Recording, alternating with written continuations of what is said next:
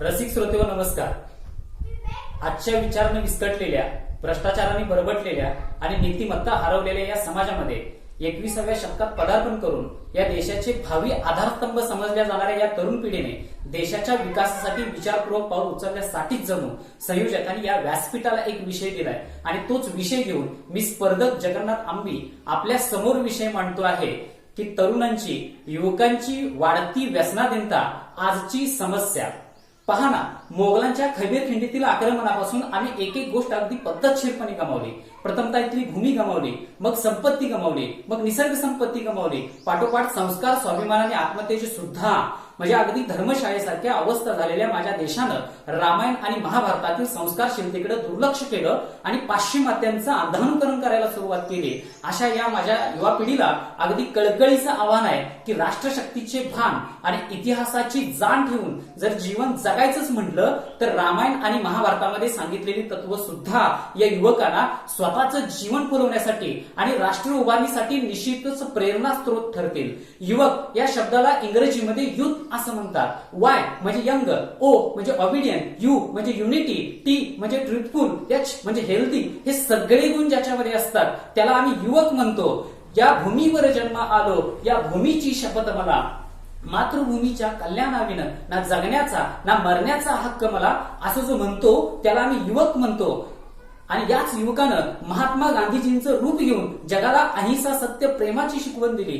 विदा सावरकरांचं रूप घेऊन काळ्या पाण्याची शिक्षा भोगली। स्वामी विवेकानंदांचं रूप घेऊन जगाला तत्वज्ञान शिकवलं। छत्रपती शिवरायांचं रूप घेऊन हिंदवी स्वराज्याची स्थापना केली। इतकंच नव्हे तर भारत मातेच्या स्वातंत्र्यासाठी सुद्धा याच युवकानं स्वतःच्या छाताडावरती गोळ्या झेलल्या। हे आम्हाला युवकाचं स्वरूप अपेक्षित आहे, पण आजचा आमचा युवक अगदी दिशाहीन अवस्थेत भरकटलेला, शाळा कॉलेजला सुट्टी देऊन चित्रपटगृहामध्ये गर्दी केली, मैदानाला रामराम ठोकून दिवस रात्र टीव्ही पुढे बसलेला आणि केवळ निराशेच्या पोटी व्यसनाधीनतेच्या आहारी गेलेला तरुण युवक आम्हाला पाहायला मिळतो। मग हे युवकाचं स्वरूप आज आम्हाला अपेक्षित आहे का? स्वामी विवेकानंद एका ठिकाणी असं म्हणाले होते की tell me the song on the tongue of your younger generation, I will tell the future of that nation. मला तुमच्या तरुणांच्या ओठावरचं गाणं सांगा, मी तुम्हाला तुमच्या देशाचं भवितव्य सांगतो। पण आज आमच्या तरुणांच्या ओठावरती जर बदनाम झालेली मुन्नी आणि तारुण्यानं भरलेली शीला, क्या करू मैसाला, पुरा कॅरेक्टर ही ढिला, अशा पद्धतीची गाणी ऐकायला येत असतील तर माझ्या देशाचं भवितव्य काय असणार आहे? कालचा तरुण म्हणायचा दिल दिया है जान भी देंगे ऐ वतन तेरे लिए, आणि आजचा तरुण म्हणतो बिल्लो राणी कहो तो अभी जान भी दे दूं। अरे काय चाललंय? याच देशामध्ये राम जन्माला आला, याच देशामध्ये श्याम जन्माला आला, याच देशामध्ये मेधा पाटकर जन्माला आल्या आणि याच देशामध्ये दाऊद इब्राहिम सारखा क्रूर कर्मा सुद्धा जन्माला आला। मग त्यांच्या आचार आणि विचारामध्ये इतका फरक कसा? कारण आजचा आमचा तरुण प्रेम करतो, पण तो कुणावर? एका प्रेयसीवर। अरे प्रेम करा, पण कुणावर? प्रेम करा लतेवर, प्रेम करा गीतेवर, प्रेम करा सीतेवर, प्रेम करा महात्मा फुले, डॉक्टर बाबासाहेब आंबेडकर, सुभाषचंद्र बोस यासारख्या विचारवंतांच्या विचारावरती प्रेम करा।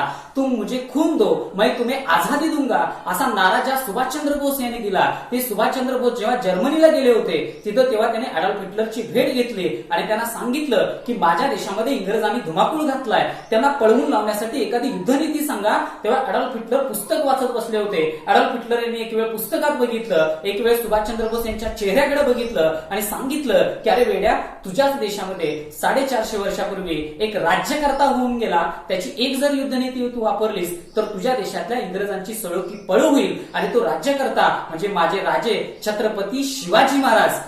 मंडळी, माझ्या शिवरायांची कीर्ती आणि मूर्ती ही साता समुद्रापार पोहोचलेली आहे, याचा सार्थ अभिमान मला आहे। पण त्याच छत्रपती शिवरायांची तलवार आजही त्या इंग्लंडच्या वस्तू संग्रहालयामध्ये आहे आणि ती तलवार उचलणारी मनगट अजून महाराष्ट्राच्या मातीत जन्माला येत नाही, याचं मला प्रामुख्यानं दुःख होत असलेलं दिसून यायला लागतं। आज आमच्या ही तरुणांची अवस्था अशी का झाली हे सांगत असताना एक कवी एका ठिकाणी खूप छान म्हणतो की आजकालचे आमचे तरुण दूध पित नाहीत पण गुटखा तरी खातात ना, देशभक्तांना वंदत नाहीत पण मुन्ना व्हायला तरी जाणतात ना, गांधीगिरी करत नाहीत पण लगे राहू तरी म्हणतात ना, पेटून उठत नाहीत पण पेटवा पेटवी तरी करतात ना, आणि अमर होत नाहीत पण बॉम्बस्फोटामध्ये तरी मरतात ना। अरे काय चाललंय? परकीयांची एक युद्धनीती होती, एखाद्या देशाला गुलाम बनवायचं असेल तर त्या देशातल्या तरुणांना व्यसन लावा, तो देश आपोआप कोलमडून पडेल। आणि मला वाटतं ही युद्धनीती आज यशस्वी होत असलेली दिसून यायला लागते, कारण पूर्वीचा तरुण म्हणायचा एक तुतारी द्या मज आणुनी फुंकीन जी मी स्वप्राणाने भेदून टाकीन गगने